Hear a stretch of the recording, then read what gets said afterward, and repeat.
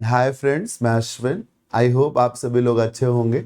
Grammar के किसी भी चैप्टर को कंप्लीट करने के बाद, उसके रूल्स को पढ़ने के बाद ये इम्पॉर्टेंट हो जाता है कि आप एक्सरसाइज को भी सॉल्व करें। एक्सरसाइज इन द सेंस उन्हीं रूल्स पे बेस्ड जो तमाम अच्छे सेंटेंसेस हो सकते हैं, उन सेंटेंसेस को भी आप देखें, उनके पीछे के कॉन्सेप्ट को समझें। इस कड़ी में हमने आज जिस चैप्टर को चूज किया है वो चैप्टर है प्रोनाउन। प्रोनाउन चैप्टर को हमने दो हिस्सों में बांट दिया है, वर्कशीट 1 और वर्कशीट 2। वर्कशीट 1 में हम कुछ प्रोनाउंस पे बेस्ड सेंटेंसेस करेंगे और बचे हुए जो प्रोनाउंस हैं उन पे बेस्ड सेंटेंसेस हम वर्कशीट 2 में करेंगे। इससे पहले कि मैं आज के सेशन को स्टार्ट करूं, मैं आपको ये बोलना चाहूँगा कि आपने चाहे मेरे से क्लास कर रखी हो ऑफलाइन या ऑनलाइन, या किसी अन्य टीचर कि ऑफलाइन या ऑनलाइन क्लास कर रखी हो, या यूट्यूब से ही सिंपली आपने पढ़ रखा हो, या फिर अगर किसी बुक से भी आपने पढ़ रखा है, तो मैं ये बताना चाहूँगा कि प्रोनाउन चैप्टर में जो टोटल मैं तकरीबन 80 to 90 सेंटेंसेस आपको सॉल्व कराऊंगा, अगर आपने उन सेंटेंसेस को ढंग से सुन लिया, सीख लिया, देख लिया, उनके कॉन्सेप्ट को कान खोल के सुन लिया, समझ लिया, तो फिर मुझे भरोसा है, मैं आपको ये अश्योरेंस देता हूँ कि प्रोनाउन चैप्टर पे बेस्ड क्वेश्चंस, चाहे वो कितने भी चैलेंजिंग क्यों ना हो, आपसे पेपर में छूटने वाले नहीं हैं। चलिए सेशन को स्टार्ट करते हैं। अगर आप मेरे ऑनलाइन बैच को लेना चाहते हैं तो उसके लिए जो इंक्वायरी नंबर है वो ये है। आइए सेशन को स्टार्ट करते हैं। आज के इस सेशन में हमने जिन प्रोनाउंस को चूज किया है उसकी लिस्ट आपके सामने है। आज हम personal pronoun, possessive pronoun, emphatic, reflexive, reciprocal, demonstrative और डिस्ट्रीब्यूटिव, इन प्रोनाउंस पे बेस्ड सेंटेंसेस देखेंगे। पर्सनल प्रोनाउन में क्या आता है? I, we, you, they, he, she, it, याद आया? और इन्हीं की ऑब्जेक्टिव फॉर्म। पसेसिव प्रोनाउन में mine, yours, ours, his, hers, theirs, ये आता है। एम्फैटिक और रिफ्लेक्सिव में वो वर्ड आते हैं जैसे कि माई सेल्फ हो गया, आर सेल्फ्स हो गया, तो ऐसे प्रोनाउंस एम्फैटिक और रिफ्लेक्सिव कहे जाते हैं। रेसिप्रोकल प्रोनाउन में ईच, अदर और वन अनदर आता है। डेमोन्स्ट्रेटिव में प्राइमरली दिस, दैट, दीज और दोज आते हैं। डिस्ट्रीब्यूटिव में ईच, आइदर और नाइदर, ये प्रोनाउंस आते हैं। चलिए सेशन को स्टार्ट करते हैं। सामने स्क्रीन पे आपके टोटल में 4 सेंटेंसेस हैं। मैं बारी बारी से इन सेंटेंसेस को रीड करूंगा, आप मेरे साथ समझिएगा। इनके पीछे जो कॉन्सेप्ट्स यूज हुए हैं, मैं आहिस्ता आहिस्ता उन कॉन्सेप्ट्स को क्लियर करूंगा। आप धीरे धीरे से चीज़ों को समझते रहिएगा। जहां जरूरी लगे पेन कॉपी रखिए और नोट करते हुए चलिएगा। जी, फर्स्ट सेंटेंस को रीड करते हैं। फर्स्ट सेंटेंस के पीछे का कॉन्सेप्ट क्या है अभी समझेंगे। My sister and myself are pleased to accept your invitation to dinner. मेरी सिस्टर और मैं, हम दोनों खुश हैं तुम्हारा जो इनविटेशन था डिनर का, उसे एक्सेप्ट करके। ध्यान से देखिए, ये वर्ब का हिस्सा है, राइट? अब जब ये वर्ब का हिस्सा है तो फिर ये सब्जेक्ट का पार्ट हो गया। बिल्कुल सही बात है, वर्ब से पहले सब्जेक्ट आता है, तो जब ये वर्ब है तो ये सब्जेक्ट हो गया। साफ सुथरा रूल है कि सब्जेक्ट में किसी भी सूरत में ऐसे वर्ड्स ना लगाएं जिनके एंड में सेल्फ आता हो या सेल्फ्स आता हो। मतलब एम्फैटिक प्रोनाउन का यूज आप जो है सब्जेक्ट के तरीके से ना करें, क्योंकि रिफ्लेक्सिव तो ऑब्जेक्ट के जैसे यूज होता है। कहने का मतलब है कि कोई ये ना बोले कभी भी क्या माई सेल्फ अश्विन, ये बोलना गलत। माई सेल्फ नहीं शुरू में आएगा, बोलना चाहिए क्या? I am Ashwin. क्या बोलना चाहिए बंधुवर? I am Ashwin. तो ये जो आपके सेंटेंस का सब्जेक्ट है माई सिस्टर एंड माई सेल्फ, इसमें माई सिस्टर तो ठीक है लेकिन माई सेल्फ ठीक नहीं है। इसे क्या होना चाहिए सर जी? इसे आई हो जाना चाहिए। क्या हो जाना चाहिए? आई। टिपिकल सब्जेक्ट रखिए। अगर हिमसेल्फ लिखा होता तो हम इसे ही करते, राइट? तो correct sentence would be my sister and I are pleased to act. इस तरीके से जैसे लिखा हो herself was not there, मतलब वो वहां पर नहीं थी। तो ये रॉन्ग सेंटेंस है। कैसे? वॉज एक वर्ब है, वर्ब के पहले सब्जेक्ट हुआ, राइट? आपने सब्जेक्ट में हर सेल्फ लिख दिया। हर सेल्फ नहीं होना चाहिए सर, टिपिकल सब्जेक्ट होना चाहिए, जो कि क्या होगा? शी होगा। मुझे उम्मीद है क्लियर जरूर हो गया होगा आपको। आइए आगे बढ़ते हैं, सेंटेंस नंबर 2 को रीड करते हैं। यू एंड आई, यू मतलब सेकेंड पर्सन, आई मतलब फर्स्ट पर्सन। तुमने और मैंने क्या किया है? Have committed a very silly mistake. Committed का मतलब है गलती करना, अ वेरी सिली मिस्टेक यही मतलब बहुत ही बचकानी हरकत की है। जरा सी बुद्धि लगाइए कि आप अगर कुछ गलत करते हैं और बोलते हैं कि हाँ मैंने गलती की है, इसे कहते हैं एडमिशन ऑफ गिल्ट या एडमिशन ऑफ मिस्टेक।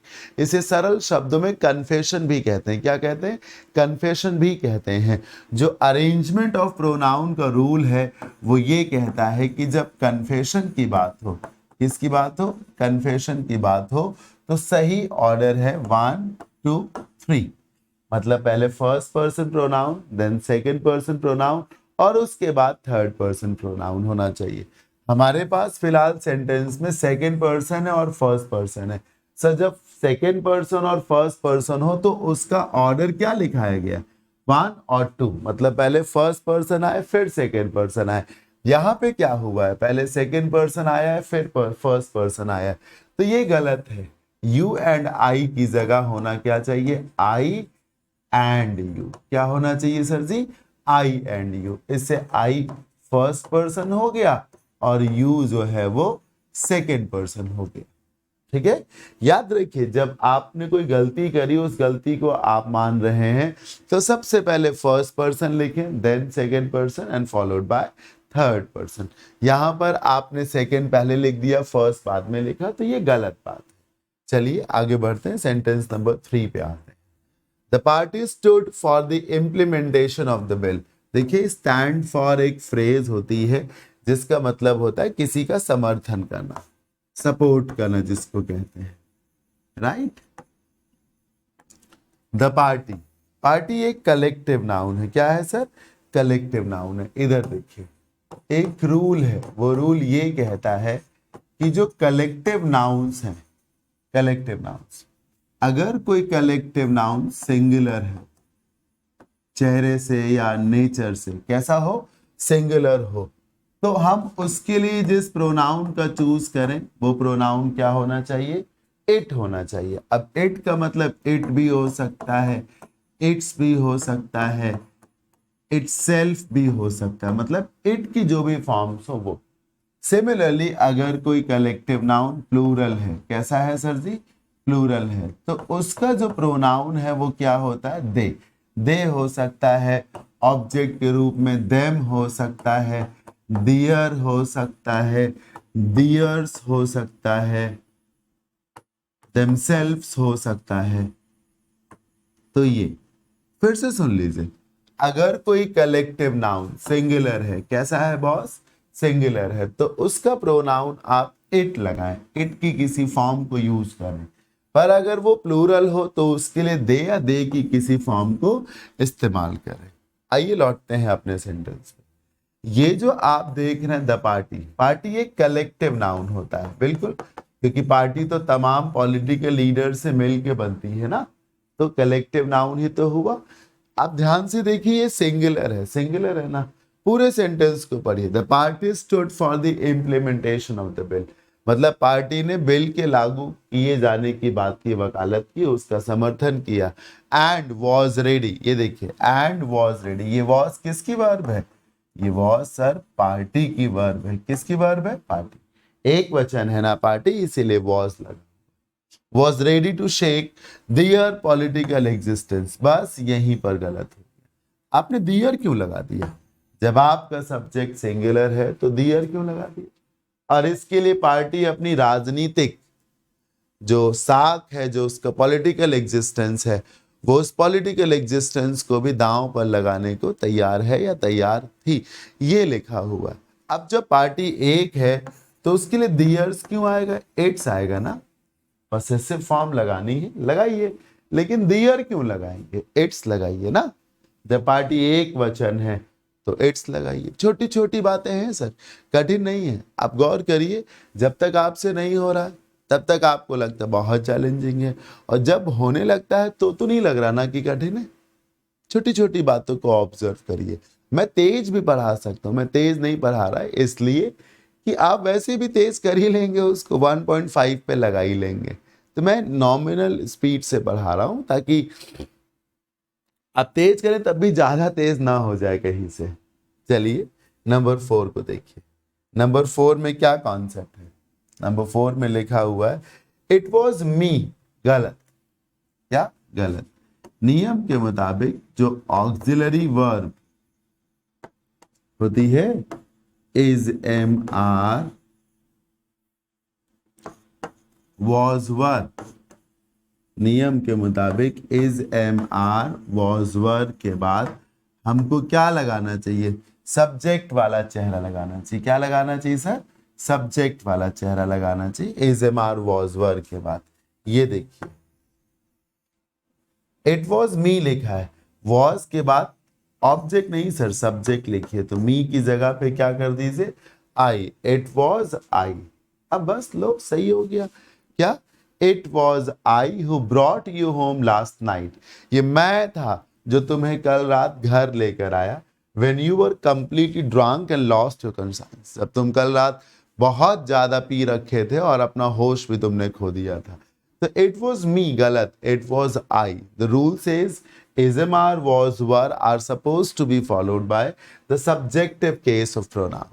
तो फिर subjective case me थोड़ी ना है, आई है ना। जैसे आप बोलिए इट इज हर। गलत सर, इट इज शी होना चाहिए। क्या होना चाहिए बंधुवर? शी होना चाहिए। तो ये थे शुरू के 4 सेंटेंसेस। आई होप आपने एंजॉय किए होंगे। हाँ, आगे के सेंटेंसेस पे आ जाते हैं।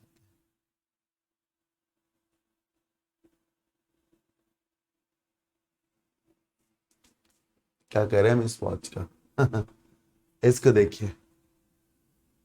सेंटेंस नंबर 5 को रीड करिए। He, you and I will manage this problem together. मतलब वो यानी थर्ड पर्सन, तुम यानी कि सेकेंड पर्सन, आई मतलब फर्स्ट पर्सन। तो वो, तुम और मैं इस प्रॉब्लम को साथ मैनेज कर लेंगे, हैंडल कर लेंगे। सर अरेंजमेंट ऑफ प्रोनाउन के 2 रूल हैं। पहला है 2 3 1 और दूसरा है 1 2 3। ये जो लिखा है ये तो किसी में फिट नहीं हो रहा। ये 3 2 1 है, यहाँ कहाँ 3 2 1 है? या तो 2 3 1 होता है या तो 1 2 3 होता है। 1 2 3 तब होता है जब कन्फेशन की बात हो, मतलब गलती करने की बात हो और उसे मानने की बात हो। अदरवाइज हमको क्या लगाना चाहिए? 2 3 1। 2 3 1 लगाइए। यहाँ पे कोई गुनाह तो किया नहीं गया ना, उस गुनाह को मानने वाली बात है, तो 2 3 1 लगाइए। ये 2 3 1 कहाँ? ये तो 3 2 1 है ना। कुछ ना करिए, ही और यू की पोजीशन बदल दीजिए। क्या करिए? ही और यू की पोजीशन। पहले लिख लीजिए यू, फिर लिख लीजिए ही, और एंड के बाद तो आई पहले से ही मौजूद है। एंड के बाद आई तो पहले से ही मौजूद है, अपने आप सही हो जाएगा। आ गया ना समझ में? ये हो you, he and second person, third person, first person. Number 6 को देखिए। Nobody can wash his hands off the duties। एक बात समझ लीजिए, एक फ्रेज है वॉश योर हैंड्स ऑफ। एक फ्रेज है ये। इस फ्रेज का मतलब होता है जिम्मेदारियों से पल्ला झाड़ना। क्या मीनिंग है इसका? जिम्मेदारी से पल्ला झाड़ना। सो nobody can wash his hands of the duties he is bound to। दुनिया को कोई भी व्यक्ति या कोई भी उन जिम्मेदारियों से बच नहीं सकता जिनसे वो बंधा हुआ हो। ये इस सेंटेंस का मीनिंग है। इसकी प्रॉब्लम क्या है मैं बताता हूं आपको। देखिए सर, पढ़ो क्या लिखा मैंने। एवरीवन लिखा है सर। ठीक, एवरीवन की खूबी क्या है? यही कि ये सब की बात कर ले रहा है और है सिंगुलर। ठीक, कल को जब एवरीवन की जगह हमें प्रोनाउन लगाना, पर्सनल प्रोनाउन, तो क्या वो ही होना चाहिए, शी होना चाहिए या दे होना चाहिए? सोचिए, क्या ही होना चाहिए, शी होना चाहिए या दे होना चाहिए? सर दे होना चाहिए। क्यों? क्योंकि एवरीवन तो सबसे बात कर लेगा, पर क्या ही सबसे बात कर पाएगा? शी सबसे बात कर पाएगा? नहीं कर पाएगा। दे सबसे बात कर लेगा। ये जो नोबडी लिखा है, इस नोबडी में कौन आ रहा? हर कोई आ रहा है सर। जैसे कहा जाए नोबडी वॉज देयर, वहां कोई नहीं था। कई लोगों को होना था ना, जैसे कोई पार्टी थी और उस पार्टी में कोई नहीं था, तो नोबडी वॉज देयर। आना कितनों को था? बहुत से लोगों को आना था ना। अगर किसी एक को आना होता तो सीधे बोलते वो नहीं था, राम नहीं था। तमाम लोगों को आना था ना, कोई नहीं आया तो आपने बोला कोई नहीं था। तो नोबडी के भीतर बहुत से लोग हैं ना, एवरीवन एवरीबडी के भीतर बहुत से लोग हैं। अब जब इनके भीतर बहुत से लोग हैं तो फिर इसके प्रोनाउन में ही कैसे आ जाएगा? दे लगाइए ना सर। क्या लगाइए? दे। और जब दे आएगा तो इस क्यों रहेगा? इसकी जगह क्या हो जाएगा? आर हो जाएगा। हमेशा याद रखिए कि जितना भी डिस्ट्रीब्यूटिव वर्ड है, ईच है, एवरी है, आइदर है, नाइदर है, एनी है, सम है, नो है, ये जितने भी वर्ड्स हैं ये ऐसे तो सिंगुलर है, पर जब इनकी जगह पर पर्सनल प्रोनाउन आएगा तो वो ही या शी नहीं होगा, तब वो दे होगा। समझ? जैसे आप बोलिए एवरीवन, समवन, तो ये बहुत से लोग हैं इसमें, ठीक? तो आपको दे ही लगाना चाहिए। नंबर 7 को पढ़िए। I did attend the interview, मतलब मैंने इंटरव्यू अटेंड किया था। मैंने इंटरव्यू अटेंड किया था, बट लेकिन my performance did not satisfy, लेकिन मेरी परफॉर्मेंस ने सेटिस्फाई नहीं किया। इवन माई सेल्फ टू, लेकिन मेरी परफॉर्मेंस ने मुझे भी सेटिस्फाई नहीं किया। मेरी परफॉर्मेंस ने मुझे भी सेटिस्फाई नहीं किया। ध्यान से देखिएगा सर, बहुत ध्यान से। ये जो डिड नॉट सेटिस्फाई है ये वर्ब है, राइट? वर्ब के बाद ऑब्जेक्ट आता है, तो ये क्या है? ऑब्जेक्ट। आपने ऑब्जेक्ट में क्या लगा रखा? My self. अगर सेल्फ या सेल्फ्स वाले वर्ड ऑब्जेक्ट में आए तो वो हुआ रिफ्लेक्सिव प्रोनाउन। अगर सेल्फ या सेल्फ्स लगे हुए words, self, my self, your self, इस तरीके से ऑब्जेक्ट की जगह पर आए तो वो सिचुएशन बनती है किसकी? रिफ्लेक्सिव प्रोनाउन की। पर सर रिफ्लेक्सिव प्रोनाउन तो तब आता है ना जब सब्जेक्ट और ऑब्जेक्ट सेम हो। जैसे कोई कह रहा मैं तुमसे बहुत प्यार करता हूं, तो आई लव यू। सर इसमें सब्जेक्ट कोई और है, ऑब्जेक्ट कोई और है। लेकिन अगर कोई कहे मैं अपने आप से बहुत प्यार करता हूं, आई लव माई सेल्फ, अब जो सब्जेक्ट है वही ऑब्जेक्ट है। यही तो है ना, जो सब्जेक्ट है वही ऑब्जेक्ट है। जब सब्जेक्ट और ऑब्जेक्ट सेम पर्सन हो तो फिर ऑब्जेक्ट के रूप में रिफ्लेक्सिव प्रोनाउन लगाए। हाँ? जैसे she is proud of you, अब इसमें प्राउड कौन है? शी। किस पर? तुम पर। तो कैरेक्टर्स बदल गए, लेकिन कहा जाए she is proud of her self, तो इसमें प्राउड कौन फील करा? वो। और किस पर? अपने ही ऊपर। तब लगाइए सर रिफ्लेक्सिव, जब सब्जेक्ट और ऑब्जेक्ट एक ही व्यक्ति हो। सर आपके सेंटेंस में सब्जेक्ट ऑब्जेक्ट सेम नहीं है। डिड नॉट सेटिस्फाई का सब्जेक्ट है माई परफॉर्मेंस। सेटिस्फाई किसने नहीं किया? आपकी परफॉर्मेंस ने। किसको? आपको। सर आप अलग हैं, आपकी परफॉर्मेंस अलग है। मेरी परफॉर्मेंस ने मुझे सेटिस्फाई नहीं किया। सर मेरी परफॉर्मेंस अलग है और मैं अलग हूं, तो सब्जेक्ट अलग है, ऑब्जेक्ट अलग है। जब सब्जेक्ट ऑब्जेक्ट अलग है तो नो रिफ्लेक्सिव, टिपिकल ऑब्जेक्ट लगाइए। माई सेल्फ की जगह पर क्या लगाइए? मी लगाइए। हाँ ठीक। अगर मैंने अपने आप को सेटिस्फाई ना किया होता तो मैं सब्जेक्ट था, मैं ही ऑब्जेक्ट था। लेकिन मेरी परफॉर्मेंस ने मुझे नहीं सेटिस्फाई किया ना, तो मेरी परफॉर्मेंस अलग है और मैं अलग हूं। ये स्टोरी लाइन है। मुझे उम्मीद है आप सबको समझ में आ रहा होगा। देखिए थोड़ा सा नेचर से सेशन एग्जॉस्टिंग लग सकता है आपको, हाँ, क्योंकि क्या है ना कि हर वो चीज जो अच्छी है उसमें वो चॉकलेट नहीं होती ना, वो कोई लॉलीपॉप जैसी नहीं होती, उसमें कोई फ्लेवर थोड़ी ना होता है जैसे फ्लेवर आप तलाश रहे होते हैं। वो तो चीजें बड़ी सादी होंगी, सूखी होंगी। सादी और सूखी के बावजूद अगर आपको वो अच्छी लगेंगी तो फिर आप नौकरी पाएंगे सर। अगर आप सोचें कि बढ़िया बढ़िया सा लगे, तो जानते हैं यूट्यूब पर तमाम टीचर्स जब मॉक्स कराते हैं या कुछ भी पढ़ाते हैं तो ऐसे ही सेंटेंसेस रखते हैं, ऐसे ही क्वेश्चंस रखते हैं जिनके आंसर्स स्टूडेंट्स को आ रहे होते हैं, ताकि लाइव चैट्स में फटाफट लोग आंसर करते रहें।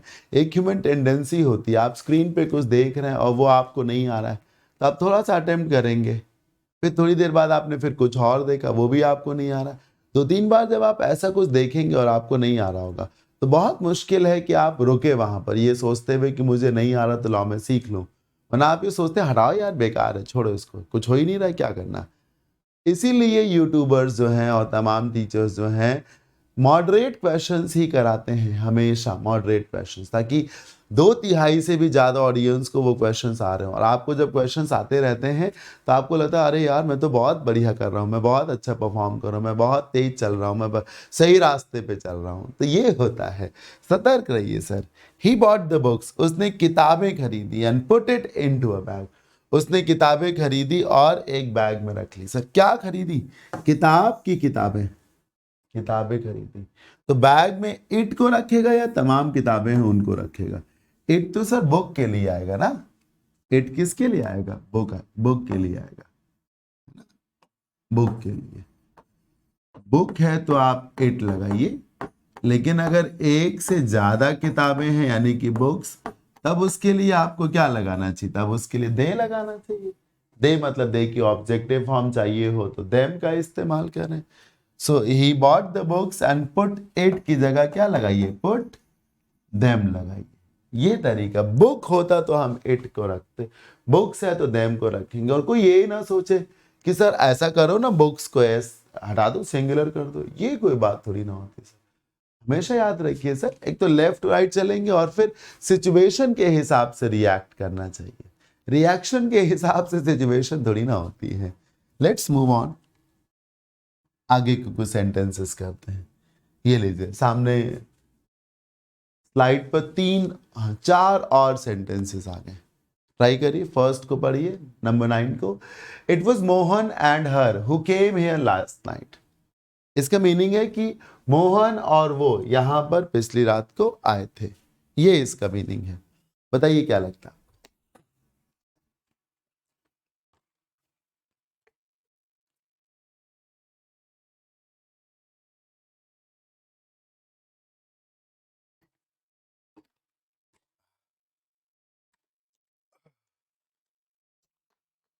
अभी पिछली ही स्लाइड में मैंने एक रूल पढ़ाया था कि ऑक्सिलरी वर्ब इजमार वॉज वर्ब के बाद सब्जेक्ट आता है। क्या लिखा मोहन के पहले? वॉज, तो वॉज ऑक्सिलरी वर्ब है, राइट? जब वॉज ऑक्सिलरी वर्ब है तो इसके बाद आने वाला मोहन क्या होगा? सब्जेक्ट होगा। अब एंड के पहले अगर सब्जेक्ट है तो एंड के बाद भी क्या होना चाहिए? सब्जेक्ट। बस हर की जगह पर शी लगा लीजिए। आइए मैं बताता हूं, ये देखिए क्या लिखा है, और ध्यान से देखिएगा, हिम लिखा है तो आगे हर लिखिए। हर का मतलब जैसे और के पहले का जो हिम है वो ऑब्जेक्ट है, तो बाद में भी क्या लिखना चाहिए? ऑब्जेक्ट लिखना चाहिए। मान लो यहां पर जहां और लगा उसके पहले ही लिखा होता ही, क्या लिखा होता? ही, तो ही क्या है सर? सब्जेक्ट है। अब और के पहले सब्जेक्ट तो और के बाद भी क्या आएगा? सब्जेक्ट। यहां पर हर की जगह शी लगा देंगे। मैचिंग होनी चाहिए ना, सब्जेक्ट का साथ सब्जेक्ट देगा, ऑब्जेक्ट का साथ ऑब्जेक्ट देगा। तो जब वॉज की वजह से ये मोहन सब्जेक्ट है तो एंड के पहले सब्जेक्ट तो एंड के बाद भी सब्जेक्ट होना चाहिए, हर की जगह शी लगा दीजिए। Number 10, a very beautiful sentence, औसत ही है लेकिन पेपर में इस टाइप के सेंटेंसेस बहुत मिलते हैं आपको। their technique is quite different from us। जो उनकी टेक्निक है वो काफी अलग है हमसे। नहीं सर उनकी टेक्निक हमसे कैसे अलग होगी? उनकी टेक्निक हमारी टेक्निक से अलग होगी। जैसे कोई कहे आपकी कार मुझसे सस्ती है, गलत बात सर, आपकी कार मेरी कार से सस्ती है। आपकी टेक्निक मुझसे अलग है, नहीं, आपकी टेक्निक हमसे अलग है, नहीं, आपकी टेक्निक हमारी टेक्निक से अलग है। कंपैरिजन एक जैसे सिचुएशन का होना चाहिए। जैसे आपकी आंखें मुझसे बड़ी हैं, नहीं, आपकी आंखें मेरी आंखों से बड़ी हैं। तो फिर इधर लिखा हुआ दियर टेक्निक, तो इधर अस नहीं होना चाहिए सर, इधर होना चाहिए क्या? अवर टेक्निक, ये होना चाहिए। अब रीड करिए सेंटेंस को। Their technique is quite different from our technique. अभी भी ये सही नहीं हुआ, क्योंकि प्रोनाउन का एक रूल है कि नाउन को दो दो बार नहीं लगाना है आपको। ये देखिए क्या लिखा हुआ टेक्निक, जो कि एक नाउन है। ये भी देखिए क्या लिखा हुआ टेक्निक, ये भी क्या है, एक नाउन है। दोबारा में आपको नाउन को नहीं बल्कि उसके प्रोनाउन को लगाना चाहिए। तो जहां पे ये आर टेक्निक लिखा है ना, इसकी जगह पर आपको लिख देना चाहिए आर्स। क्या लिख देना चाहिए, आर्स, पॉसेसिव प्रोनाउन। जैसे लिखा हो योर बुक्स, तो योर बुक्स की जगह लिख सकते हैं योर्स। आवर पेरेंट्स की जगह लिख सकते हैं आर्स या आवर्स, ऐसे लिख सकते हैं। ठीक है ना। तो आर टेक्निक की जगह पे क्या लिखिए, आर्स। देखिए अगर आप बिल्कुल न्यू हैं, आपने रूल्स नहीं है पढ़े हैं प्रोनाउन चैप्टर के, फिर ये एक्सरसाइज आपके किसी काम की नहीं है सर। ये तो आवश्यक है कि आपने किसी ना किसी सोर्स से प्रोनाउन चैप्टर को पढ़ रखा हो, चाहे मुझसे ही या किसी बुक से अगर पढ़ रखा है या किसी ऑनलाइन टीचर से पढ़ रखा है, ऑफलाइन में किसी से पढ़ रखा, मतलब पढ़ रखा हो किसी भी तरीके से, फिर आप इन सेंटेंसेस को देखेंगे तो आइडियाज काम आएंगे। ठीक, देखिए क्या है कि अगर आप बिल्कुल ब्लैंक हैं तब थोड़ी ना आपको समझ में आ जाएगा। तब इसके लिए फिर इस रूल को एक्सप्लेन किया जाए 15-20 मिनट तक, है ना। ये रिकॉल कराया जा रहा है चीजों को। तो अगर आपने पढ़ रखा तो आपको रिकॉल करने की जरूरत है, पढ़ ही नहीं रखा तो पढ़ने की जरूरत है। 11 नंबर को देखिए, नाइदर ऑफ द ब्रदर्स। आज के समय में बहुत से टीचर्स इसे नीदर बोलते हैं, जैसे आइदर को बहुत से लोग ईदर बोलते हैं। चॉइस इज योर्स, आपको नाइदर कहना है या नीदर कहना है। So neither of the brothers, neither का मतलब है दोनों में से कोई भी नहीं। तो दो भाई थे, दोनों में से कोई भी नहीं, हैज गॉट, बिल्कुल सही लिखा है। एक रूल है कि आइदर, नाइदर और ईच हमेशा सिंगुलर वर्ब लगाते हैं, और बीच में जब ऑफ लगा हो तो ऑफ के पहले वाला वर्ड ही सब्जेक्ट कहा जाता है। हैज के ठीक पहले ब्रदर्स लिखा, ब्रदर्स प्लूरल है, अगर ब्रदर्स सब्जेक्ट हो तो यहाँ हैव लग जाए, लेकिन ऐसा नहीं है। नियम के मुताबिक जब बीच में ऑफ आ जाए या इन आ जाए, तो जो ऑफ या उस इन के पहले है वो सब्जेक्ट है। ठीक, तो आइदर, सॉरी, नाइदर सब्जेक्ट, और रूल है ईच, आइदर और नाइदर, ये ना सिंगुलर सब्जेक्ट्स हैं। कैसे सब्जेक्ट्स हैं, सिंगुलर सब्जेक्ट्स हैं। तो फिर नाइदर जब सब्जेक्ट है तो हैज लगेगा, इतना तो ठीक है। Has got their money back, यहां गलत है सर। सब्जेक्ट सेंटेंस की वो चीज होती है जिसके गिरफ्त में पूरा का पूरा सेंटेंस होता है। पूरे के पूरे सेंटेंस को कौन कंट्रोल करता है, सब्जेक्ट ही कंट्रोल करता है। तो जब आपका सब्जेक्ट सिंगुलर है जिसके चलते यहाँ हैज लगा, तो यहाँ दियर का है लगेगा, यहाँ भी सिंगुलर लगाओ, हिज लगाओ। हिज इसलिए लगाया क्योंकि नाइदर किसकी बात कर रहा, ब्रदर्स की। अगर सिस्टर्स की बात करता तो हम हर लगा देते, पर प्लूरल नहीं करेंगे क्योंकि आपका सब्जेक्ट है neither which is singular in nature. तो फिर आपको उधर भी क्या लगाना चाहिए, सिंगुलर ही लगाना चाहिए। नंबर 12, यू एंड आई, ये तो ठीक लिखा हुआ। एक चीज ध्यान से देखिएगा, ये जो अरेंजमेंट का रूल है, जो दो हिस्से में है, 1 2 3 और 2 3 1, इसमें सबका ऑर्डर बदल जाता है पर इन दोनों को नहीं बदलता। ध्यान से देखिए, दोनों ही तरीकों में सेकेंड और थर्ड का ऑर्डर एक ही जैसा है। नॉर्मल सिचुएशन में भी सेकेंड के बाद थर्ड है, नॉर्मल में भी सेकेंड के बाद थर्ड है, और कन्फेशन में भी सेकेंड के बाद थर्ड है। तो कभी सेकेंड पर्सन और थर्ड पर्सन का ऑर्डर 2 3 अगर दिया तो वो गलत नहीं हो सकता। तो ये ठीक लिखा, यू सेकेंड पर्सन है, आई कौन सा पर्सन है, थर्ड पर्सन है। तो ये बिल्कुल सही लिखा हुआ है, इसमें कहीं से कोई गड़बड़ी नहीं है, किसी प्रकार की कोई समस्या नहीं है। ठीक? आप देखिए, are expected to perform your duties, बस यहीं पे गलत है। योर की जगह पर क्या लगाना चाहिए, आवर ड्यूटीज लगाना चाहिए। क्या लगाना चाहिए बंधुआ, आवर ड्यूटीज। समझ रहे हैं ना। नियम है कि जब तक आई दिया हुआ हो तब तक आपको आवर ही लगाना है, अपना, अपनी, अपने के लिए। पॉसेसिव फॉर्म, अगर खाली यू होता तो योर होता, खाली आई हो तो आवर हो। मैं बताता हूं सर, जैसे केवल ही लिखा हुआ हो, मेरे हिसाब से कलर ये विजिबल कम होगा, मैं चेंज कर लेता हूं कलर।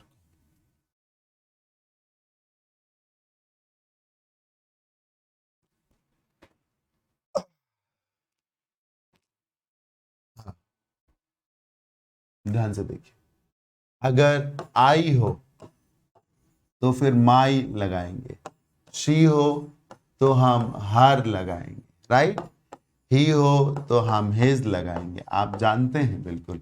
लेकिन बराबर में एक नियम है कि आई लिखा हुआ, कौन लिखा हो, फिर आई के साथ ही आया हो, या आई के साथ शी आया हो, या यू आया हो, कोई भी आई के साथ आया हो, तो फिर पॉसेसिव फॉर्म हमेशा से क्या है सर, अवर। क्या है, अवर। ही के हिसाब से हिज नहीं लगेगा, ना आई के हिसाब से माई लगेगा, इन दोनों की साझा विरासत है, अवर लगेगा। फिर से सुन लीजिए, ही के साथ हिज नहीं लगेगा, आई के साथ माई नहीं लगेगा, ही और आई दोनों की साझा सहमति से अवर लगेगा। सिमिलरली शी के हिसाब से हर नहीं आएगा, आई के हिसाब से माई नहीं आएगा, शी और आई दोनों की सहमति से अवर लगाया जाएगा। यही नियम है। आप देखिए सर, आपके सेंटेंस में यू एंड आई लिखा हुआ है, तो खाली आई होता तो हम माई लगाते, बिल्कुल लगाते, खाली यू होता तो हम योर लगाते, राइट। अब इसमें यू आई दोनों है, तो आई और यू अपनी सहमति से क्या लगाएंगे, अवर लगाएंगे। क्या लगाएंगे, अवर। तो आपको इस अवर को इस्तेमाल करना है, याद रखिएगा सर। आगे बढ़िए, 13, 14, 15 एंड 16 को रीड करिए, बताइए क्या होगा।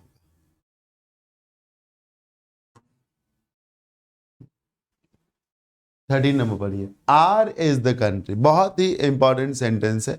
आपने एक चीज नोटिस करी कि मैं ये भी कोशिश कर रहा हूं कि रेपिटेशन ना के बराबर हो, मतलब अगला सेंटेंस जो है पिछले सेंटेंस से अलग हो, कॉन्सेप्ट में अलग हो, कुछ नया सीखने को मिले आपको, कुछ बेहतर जानने को मिले आपको, यही तो प्रयास है।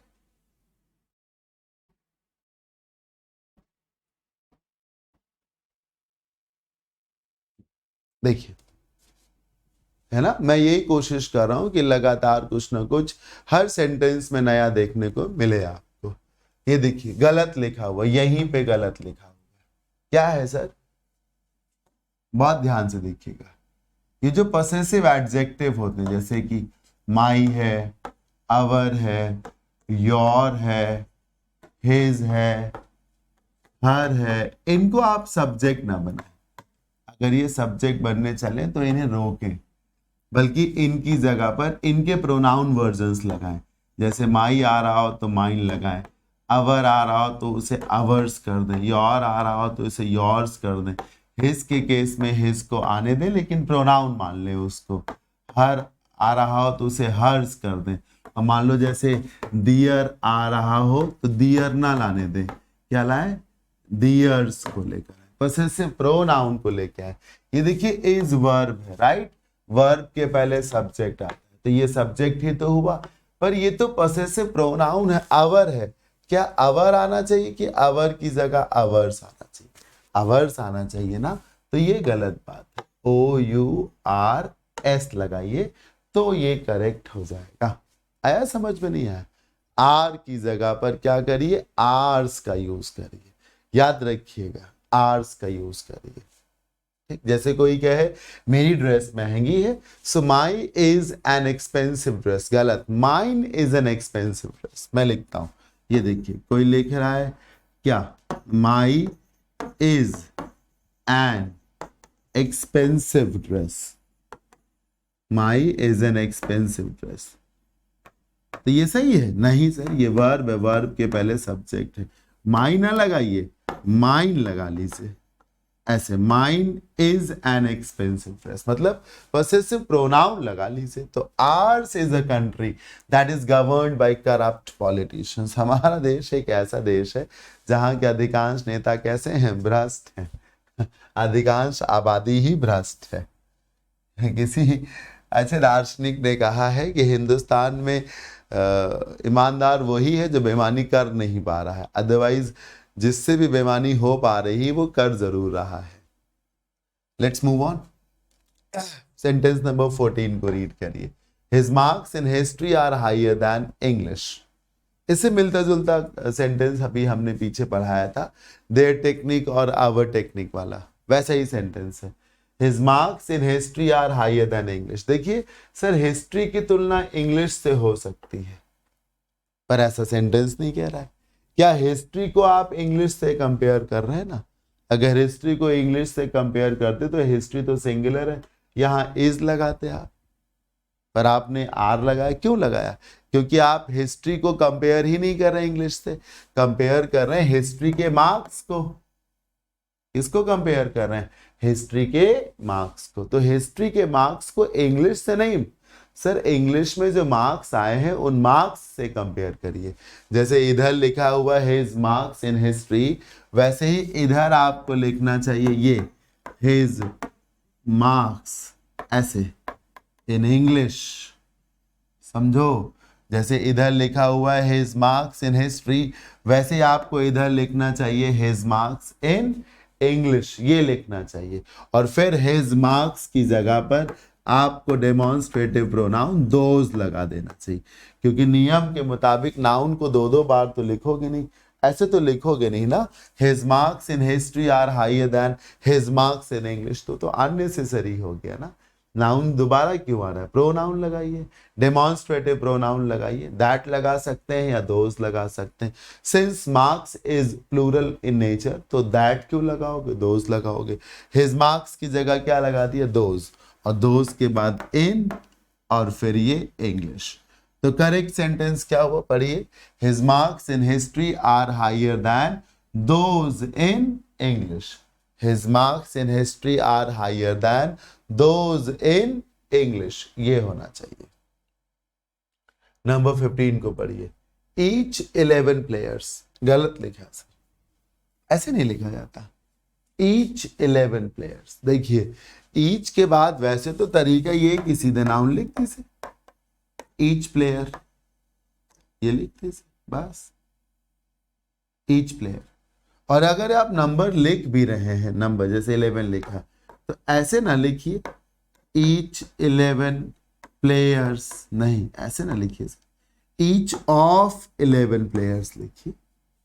हाँ, each of us, each of you, each of them, each of the 10 students, each of the 10 students। तो each of के मिसिंग है, ऐसे लिखिए ना, each of 11 players। अब ठीक हो गया।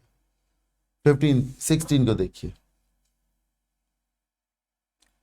either of the two apartments, इतना तो ठीक लिखा है। either दो के बीच में इस्तेमाल होता है, यहाँ 2 लिखा भी है, अच्छी बात है। either of the two apartments, error कहाँ है सर? ध्यान से देखिए, फिर से वही बात, either of the two apartments में सब्जेक्ट कौन है? वो जो ऑफ के पहले है, जो ऑफ के पहले है। ऑफ के पहले कौन है? ऑफ के पहले है आइदर। ऑफ के पहले सर कौन है? आइदर है, तो आइदर सब्जेक्ट हुआ। अभी थोड़ी देर पहले मैंने बताया कि each, either, neither, all these are singular by nature, तो फिर आइदर सिंगुलर हुआ। अब प्रेजेंट इंडेफिनिट का रूल बोलता है कि अगर सब्जेक्ट सिंगुलर हो तो मेन वर्ब की फर्स्ट फॉर्म नहीं सर, उसमें एस ई एस लगाते हैं। क्या लगाते हैं? एस ई एस लगाते हैं। जैसे आप देखिए, ट्रेन लिखा हो तो ट्रेन के साथ कम्स लगाएंगे, गोज लगाएंगे, रन्स लगाएंगे, ये लिखेंगे। हाँ, अगर वो ट्रेन्स हो, क्या हो? ट्रेन्स, तब हम कम लिखेंगे, गो लिखेंगे, रन लिखेंगे, तब हम ये काम करेंगे।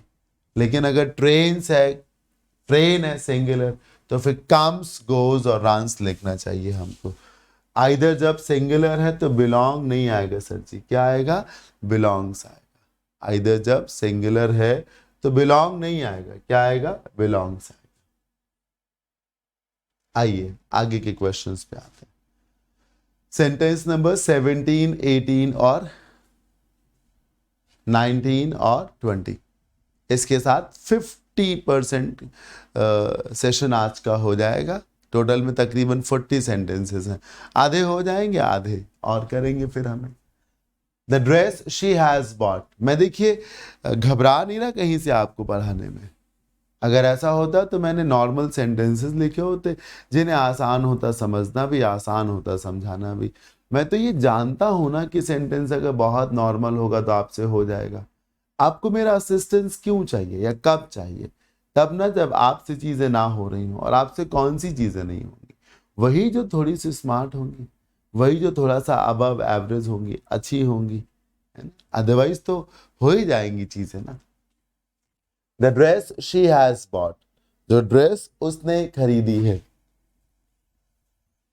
जो ड्रेस उसने खरीदी है। Seems to be more expensive than you have. Sir इधर लिखा the dress she has bought, तो वो ड्रेस जो उसने खरीदी है मालूम पड़ता है ज्यादा महंगी है उससे जो तुम्हारे पास है, उससे जो तुम्हारे पास है, ये लिखा है। एरर ये है कि जैसे इधर लिखा है यू हैव, राइट, इधर लिखा है शी हैज, उधर लिखा है यू हैव, इधर लिखा है she has. Sir she has ने अपने पहले द ड्रेस भी तो लगाया है, तो यू हैव को नहीं लगाना चाहिए द ड्रेस। सोचो, मैं बताता हूं सर। ये जो लिखा हुआ है, फिर से सुनिएगा, ये जो लिखा है the dress she has bot, जानते हैं इसका कंपैरिजन किससे है? इससे है, दैन के बाद मैं लिख रहा हूं, दैन, दैन के बाद से ऐसे है सेंटेंस, दैन द ड्रेस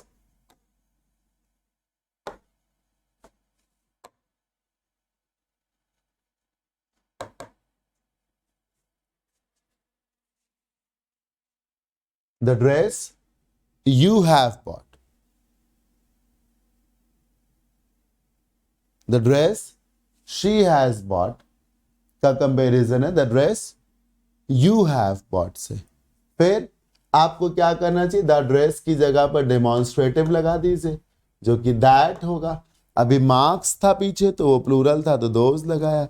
ये ड्रेस एक वचन है तो दैट लगा दीजिए, यू लिख लीजिए, हैव लिख लीजिए, बॉट कॉमन वर्ब है उधर लगी इधर हटा दीजिए।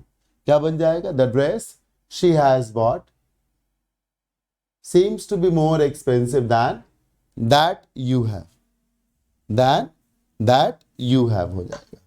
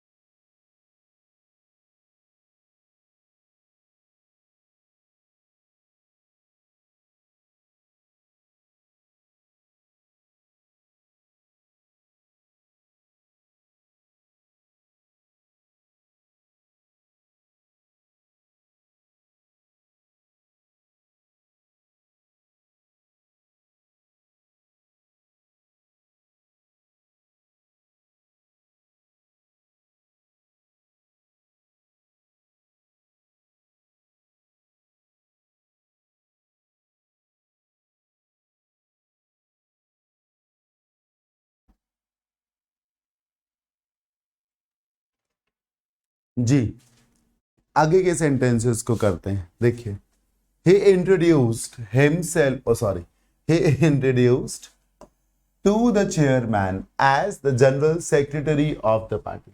इसमें लिखा हुआ है कि उसने चेयरमैन साहब को जब परिचय दिया तो उस परिचय में क्या बताया? पार्टी का जनरल सेक्रेटरी। उसने परिचय दिया, चेयरमैन साहब को परिचय दिया, और परिचय में जो पद बताया वो पद क्या था? General secretary. इतना सब कुछ लिखने के बावजूद भी कुछ मिसिंग है। क्या मिसिंग है? ये तो बताया ही नहीं गया कि परिचय दिया किसका गया है। किसने दिया परिचय? ही ने। किसको दिया? चेयरमैन को। परिचय में क्या टाइटल बताया गया है? ये। पर किसका परिचय दिया गया ये तो बताया नहीं। इसको ऐसे लिखिए, उसने खुद का परिचय दिया चेयरमैन साहब को, और उसमें कहा कि वो जनरल सेक्रेटरी है। यहां पर लिखना चाहिए ही इंट्रोड्यूस्ड हिमसेल्फ, ये लिखना चाहिए सर। अब कंप्लीट है, उसने अपना परिचय दिया, ही इंट्रोड्यूस्ड हिमसेल्फ, ऐसे करिए तो हो जाएगा। अब देखिए number 19, the principal asked the peon, peon मतलब जो चपरासी है, to let the parents, let एक रूल है, रूल कहता है कि लेट के बाद क्या आना चाहिए, ऑब्जेक्ट आना चाहिए। ठीक, इस रूल पे बेस्ड है ये सेंटेंस।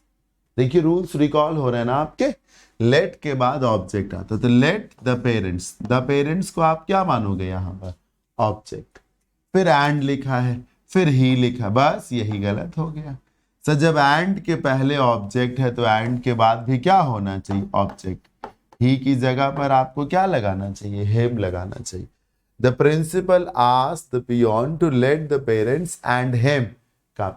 लेट के बाद ऑब्जेक्ट आता है, पेरेंट्स को ऑब्जेक्ट मानेंगे तो एंड के बाद उसको भी ऑब्जेक्ट मानिए। सेंटेंस नंबर 20 देखिए, एज पर the information shared by the UPSC, UPSC के द्वारा साझा की गई सूचना के मुताबिक या जानकारी के मुताबिक, civil servants are transferred, UPSC के द्वारा साझा की गई जानकारी के मुताबिक जो सिविल सर्वेंट्स हैं उनको ट्रांसफर किया जाता है। ईच 2 ईयर्स कहाँ होता है, एवरी 2 ईयर्स होता है। क्या होता है, एवरी 2 ईयर्स, हर 2 साल में ट्रांसफर कर दिया जाता है। एवरी 2 ईयर्स, हर 2 साल में ट्रांसफर कर दिया जाता है, एवरी 2 ईयर्स। 21, 22, 23, 24 इन सेंटेंसेस को रीड करिए। अच्छा मैंने ये नहीं बताया आपको कि इन जिन सेंटेंसेस को हम सॉल्व कर रहे हैं ये सेंटेंसेस आपको कहाँ मिलेंगे अगर आप चाहें तो। पहली बात, जिस वीडियो को आप देख रहे हैं इस वीडियो के नीचे डिस्क्रिप्शन में टेलीग्राम चैनल का लिंक होगा, उस पर जब आप क्लिक करेंगे तो आप मेरे टेलीग्राम चैनल तक पहुँच जाएंगे। वहाँ पर आपको ये क्वेश्चंस मिलेंगे। आपको फाइल टाइप करनी है इंग्लिश ग्रामर नोट्स, ये फाइल 2 वॉल्यूम में है, वॉल्यूम 1 एंड वॉल्यूम 2। ये वॉल्यूम 1 के क्वेश्चंस हैं, प्रोनाउन पार्ट 1 वहां मिल जाएंगे आपको, ठीक है ना। तो ये सेंटेंसेस आपको उधर मिल जाएंगे। इंग्लिश ग्रामर नोट्स वॉल्यूम 1 ऐसे, या एंड वॉल्यूम 2 ऐसे करके मिल जाएगा। बोथ ऑफ द इक्वेशंस, कितनी इक्वेशंस हैं, 2 इक्वेशंस हैं, are complementary to one another, यही गलत है। रेसिप्रोकल प्रोनाउन में अब जब 2 के बीच में बात हो रही हो तो ईच अदर लगाइए, 2 से ज्यादा की बीच की बात हो रही हो तो वन अनदर लगाइए। 2 ही तो इक्वेशंस है, ईच अदर लगाइए। हाँ, लवर्स हैं, कपल हैं, एक दूसरे को बहुत मानते हैं, दे लव ईच अदर या they care for each other. एक घर है, घर में 10 लोग हैं, सभी एक दूसरे की बड़ी परवाह करते हैं। So they all care for one another, they all care for one another. जब 2 लोग एक दूसरे की चिंता करते हैं तो ईच अदर, 2 से ज्यादा लोग एक दूसरे की चिंता करते हैं तो one another. I want you to let my friend and me, ये देखिए वही कहानी आई सर, सही है। इस बार लेट के बाद ऑब्जेक्ट आता है, माई फ्रेंड को आप ऑब्जेक्ट मानेंगे, एंड के पहले ऑब्जेक्ट, एंड के बाद भी ऑब्जेक्ट। इस बार पहले से मी लिखा हुआ है, अगर आई होता तो हम इसे मी करते, लेकिन ये तो पहले से ही है तो अच्छी बात है, खुशी की बात है। एरर यहां पर है, माई इनोसेंस क्यों लिखा आपने। मैं चाहता हूं, आई वॉन्ट यू, कि आप मेरे फ्रेंड और मुझे मौका दें कि हम अपनी इनोसेंस को साबित कर सकें। सर जब आप मौका देंगे तो सिर्फ मैं अपनी इनोसेंस को नहीं साबित करूंगा, मेरा दोस्त भी अपनी इनोसेंस को साबित करेगा, तो हम दोनों अपनी इनोसेंस को साबित करेंगे। याद करिए मैंने अभी थोड़ी देर पहले बताया कि जब तक आई, ये जो मी लिखा ये आई का ही तो वर्जन है, तो जब तक आई के साथ कुछ और आता रहेगा तब तक आप अपना अपनी अपने के लिए क्या लगाएंगे, अवर लगाएंगे। भूल गए, पीछे ही बढ़ाया मैंने, तो आर इनोसेंस करिए। हिज इज, बढ़िया सेंटेंस, बहुत शानदार सेंटेंस, बहुत ज्यादा ध्यान से देखिए। इज वर्ब है, राइट, वर्ब के पहले सब्जेक्ट हुआ, सब्जेक्ट में जो हेज आया है आ सकता है, ये हेज पसेसिव प्रोनाउन वाला होगा। अभी पीछे मैंने कराया था ना कि आवर लिख दिया गया था, तो आवर इज करके, तो मैंने कहा था गलत है, आवर्स करो, लेकिन वही बताया था कि आवर का दूसरा चेहरा आवर्स होता है, लेकिन हिज के केस में दूसरा चेहरा भी क्या है, हिज है, तो चेहरा नहीं बदल सकता, राइट। अब फिर भी गलत क्या है, ध्यान से सुनिए, his is higher than my earnings, ये देखिए कंपैरिजन करिए।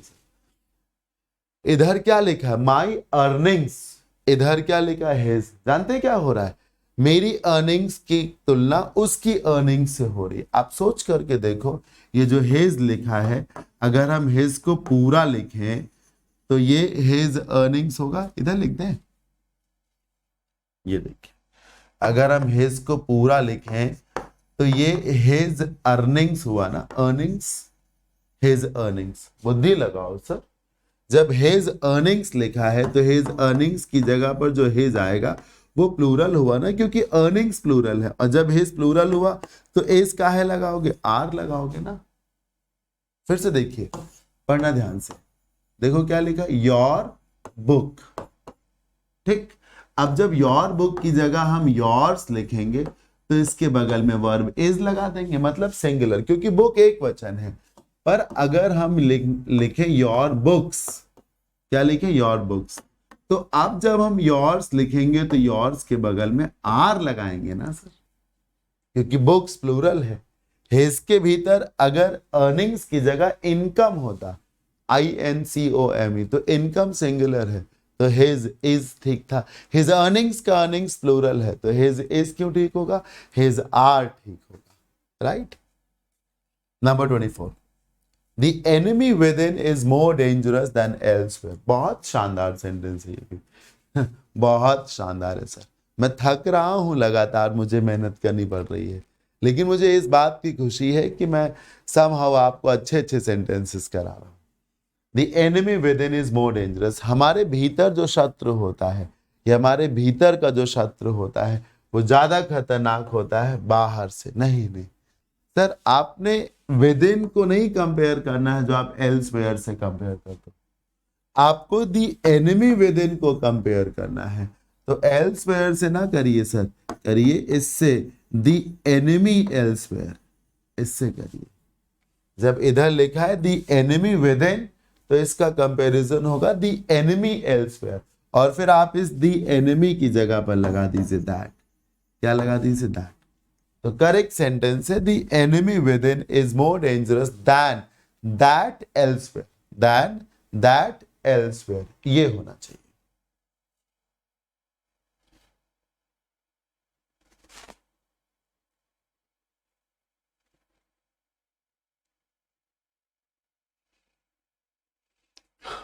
आगे के क्वेश्चंस करिए।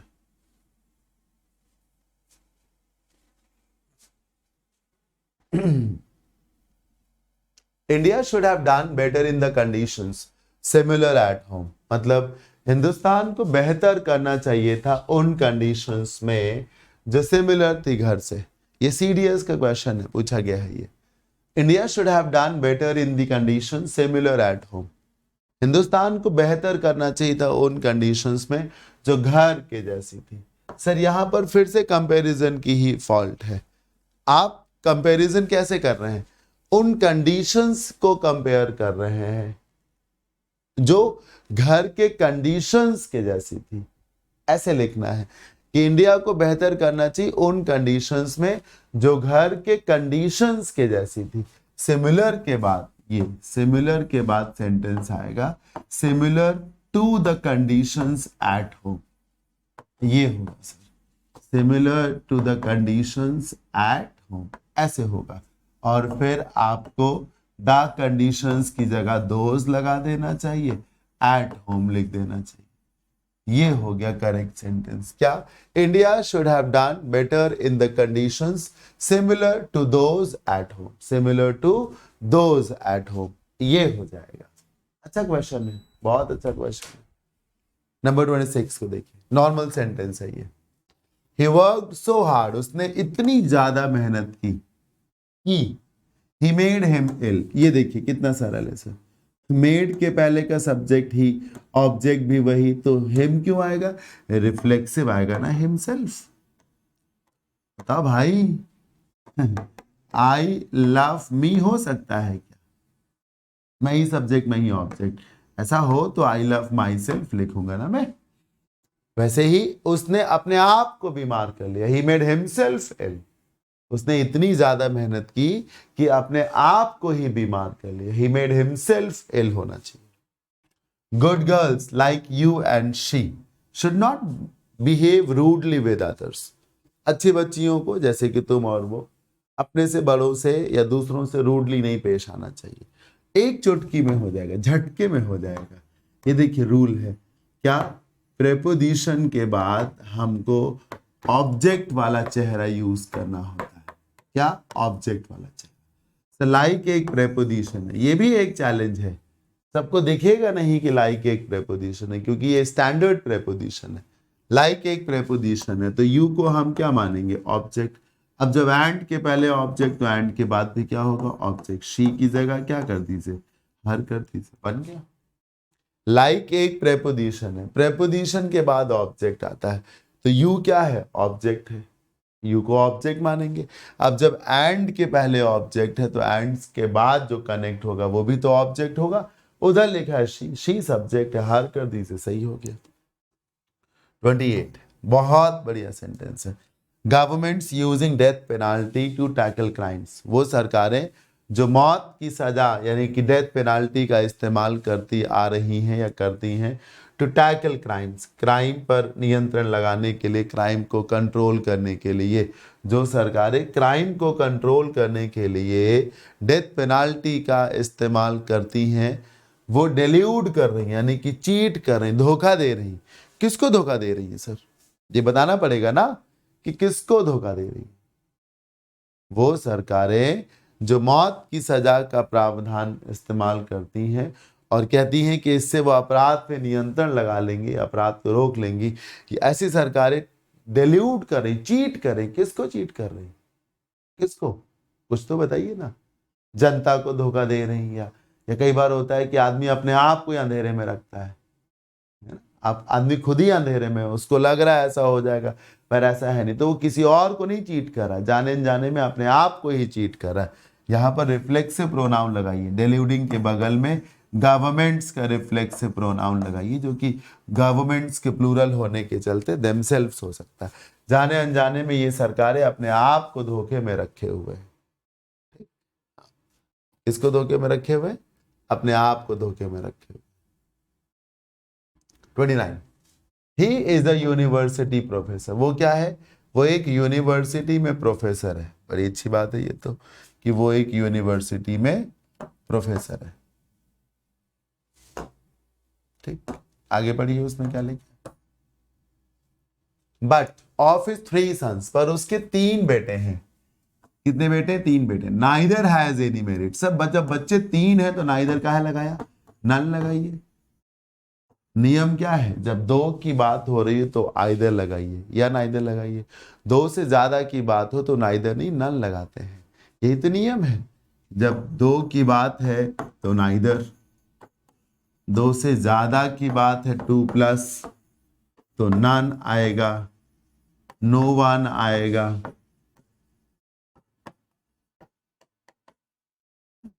नॉट वन आएगा। ये सब किया जाना। आइदर होता तो एनी लगा देते, ठीक, तो नन लगा दी। None has any merit, merit का मतलब योग्यता। 30 को देखिए। Women in India face an up hill battle.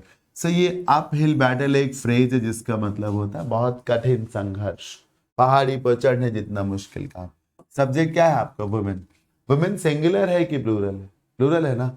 जब प्लूरल है तो हर का है लगाए यार, डियर लगाओ ना। हो गया? चला दिमाग पे? अगर आपका सब्जेक्ट वुमेन होता, MAN, तो वो हर ठीक था। महिला नहीं लिखा, महिलाओं लिखा, तो आपको फिर देयर ही लगाना चाहिए, प्लूरल फॉर्म उसकी जो हो सकती। 31 लास्ट समर। बहुत शानदार सेंटेंस है, बहुत, जितना छोटा है उतना ही मजेदार है सर। रिफ्लेक्सिव प्रोनाउन टीचर्स पढ़ाते हैं, मैं भी पढ़ाता हूँ, लास्ट समर ही went to his uncle's village. पिछली गर्मियों में वो अपने अंकल के गांव गया था और वहां उसने बहुत ज्यादा एंजॉय किया। ये जो एंजॉय वर्ब है अपने बाद प्रायः रिफ्लेक्सिव प्रोनाउन भी लगाती है। आपको एंजॉयड के बगल में, एंजॉयड किसकी वर्ब है? इसकी वर्ब है। हाँ, वो अपने अंकल के गांव गया और एंजॉय किसने किया? अंकल ने किया। उसी ने तो एंजॉय किया। जब सब्जेक्ट ही है तो ही का रिफ्लेक्सिव प्रोनाउन क्या होगा? हिमसेल्फ होगा। क्या होगा? हिमसेल्फ। करेक्ट सेंटेंस होगा and enjoyed himself very much there. प्रायः एंजॉय के बाद रिफ्लेक्सिव प्रोनाउन आता ही है जब ऑब्जेक्ट ना हो। यह एंजॉय के बाद ऑब्जेक्ट नहीं। वेरी मच तो एडवर्ब है। कितना एंजॉय किया? बहुत एंजॉय किया। एडवर्ब कभी सब्जेक्ट ऑब्जेक्ट थोड़ी ना बन जाता है। तो एंजॉयड वर्ब के बाद ऑब्जेक्ट नहीं है तो रिफ्लेक्सिव प्रोनाउन लगाइए। अलाउ योर चिल्ड्रन, अपने बच्चों को मौका दें। अलाउ करें, अपने बच्चों को अलाउ करें, मौका दें। टू डिस्कवर देम, सर अपने बच्चों को मौका दें कि वो डिस्कवर करें। क्या डिस्कवर करें सर? नई नई चीजों को डिस्कवर करें। तो ठीक है, डिस्कवर करेंगे बच्चे, चीजों को डिस्कवर करेंगे। लेकिन आप यहां क्या कह रहे हो कि अपने बच्चों को अलाउ करें कि वो अपने आप को डिस्कवर करें।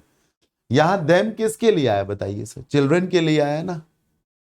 जब चिल्ड्रन ही डिस्कवर कर रहे हैं और अपने आप को डिस्कवर कर रहे हैं तो रिफ्लेक्सिव नहीं आएगा।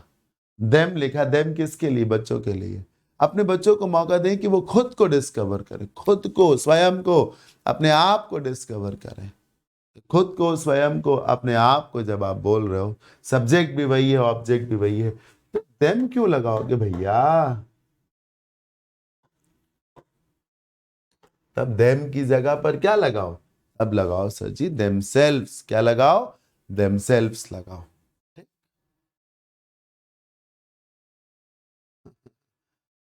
33, 34, 35, 36, बहुत तेजी से आगे बढ़ रहे हैं। द कंप्लेनेंट सेड, कंप्लेनेंट बोलते हैं वो व्यक्ति जो शिकायत करने पहुंचा, शिकायत करता। Cooked up, sir cook up एक फ्रेज है। कुक अप एक फ्रेज है, मेकअप एक फ्रेज है। दोनों का एक ही मतलब होता है, गढ़ना। क्या मतलब होता है? गढ़ना। मन गढ़ंत कुछ भी आपने गढ़ लिया, झूठ मूठ का नाटक करा, झूठ मूठ की कहानी बना दी आपने। कंप्लेनेंट ने बोला कि उसने एक कहानी गढ़ी थी या उसने वो कहानी गढ़ी थी। काहे गढ़ी थी? ताकि वो बचा सके। डिफेंड मतलब बचाना। तो किसको बचाना ये भी तो बताओ भैया। कहा जाए उसने मार दिया तो बताओ तो किसको मार दिया, तब तो बात बनेगी। तो कंप्लेनेंट ने कहा कि उसने कहानी गढ़ी थी ताकि वो बचा सके। किसको बचा सके बताओ? जब कहानी उसने गढ़ी थी तो बचाएगा वो किसको? जब कहानी उसने गढ़ी तो वो बचाएगा किसको? जब कहानी उसने गढ़ी तो वो बचाएगा भी किसको? अपने आप को ही तो बचाएगा ना।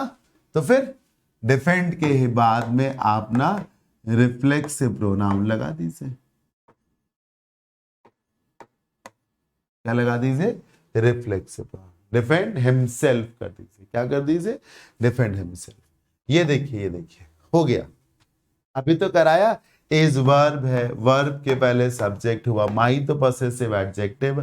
प्रोनाउन करिए, माई की जगह क्या लिखिए? माइन लिख दीजिए। Mine is actually romantic film, ये हो जाएगा। इफ आई वर हिम, ये देखिए गलत। पीछे याद करिए, auxiliary verb is am are was verb के बाद सब्जेक्ट आता है, तो वर्ब के बाद हिम का लगाओ यार, ही लगाओ। Is am are was verb के बाद सब्जेक्ट आता है तो आपने वर्ब के बाद हिम का है लगाया, ही लगाइए। करेक्ट हो गया। 36 को देखिए। The poor man poison, poison मतलब जहर दे देना। तो किसको जहर दिया? उस गरीब व्यक्ति ने, बताइए। हिम को जहर दिया। बुद्धि लगाओ सर, उस गरीब व्यक्ति ने जहर दिया किसको? सर गरीब व्यक्ति कोई जहर किसी और को देता है?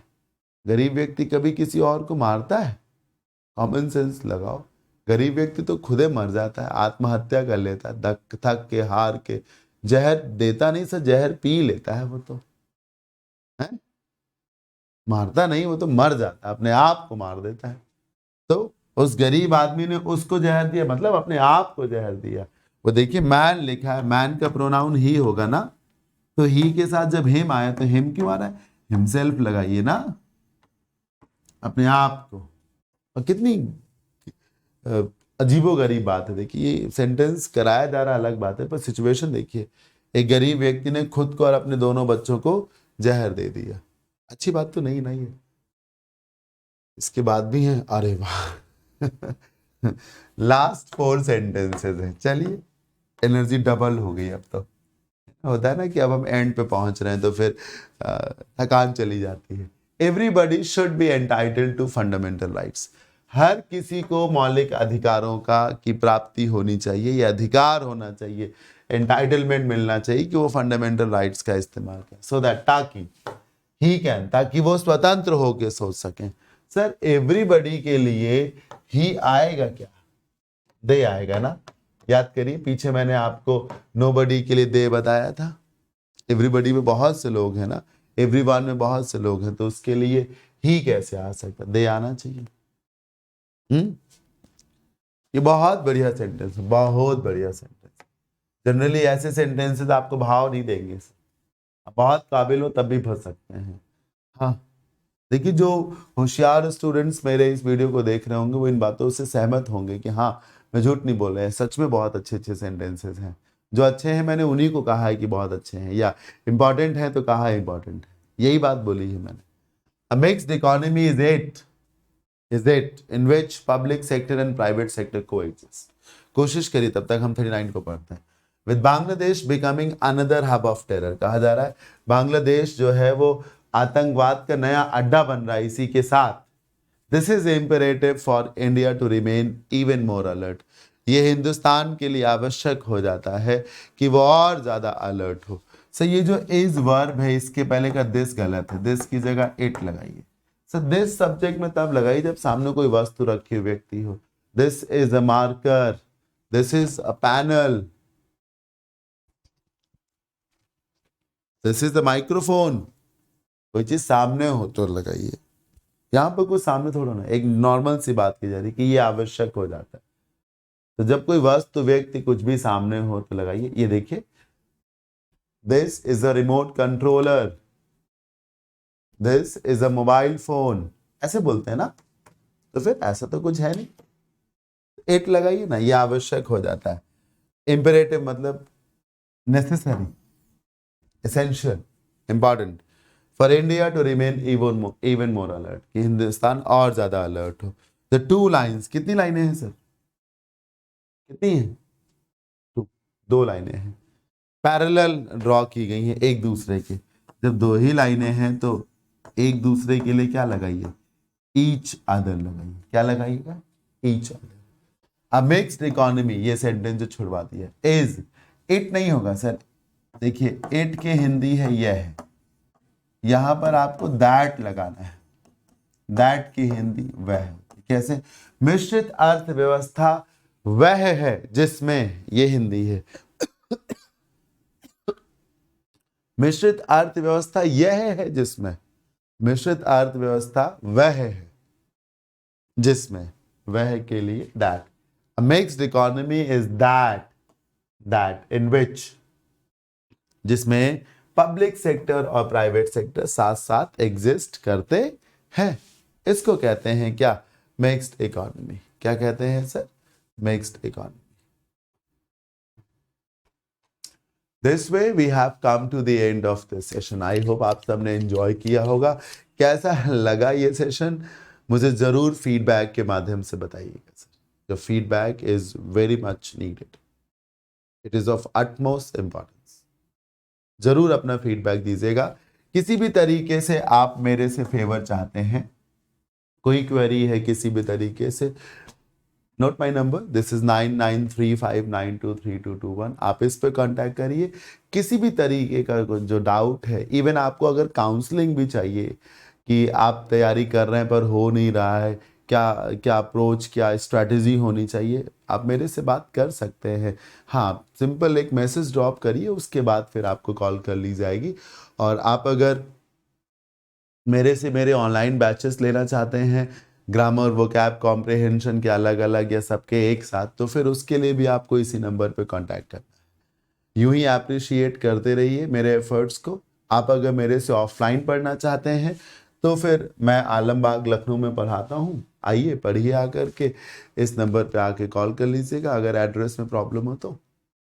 Thank you so much. Appreciate ज़रूर करिएगा, कमेंट ज़रूर करिएगा, फीडबैक दीजिएगा, बताइएगा कि क्या अच्छा लगा या क्या चीज़ और बेहतर हो सकती है ना। आपका हर एक कमेंट जो है वो पॉजिटिव ही होगा मेरे लिए। Thank you so much, bye, take care, keep learning.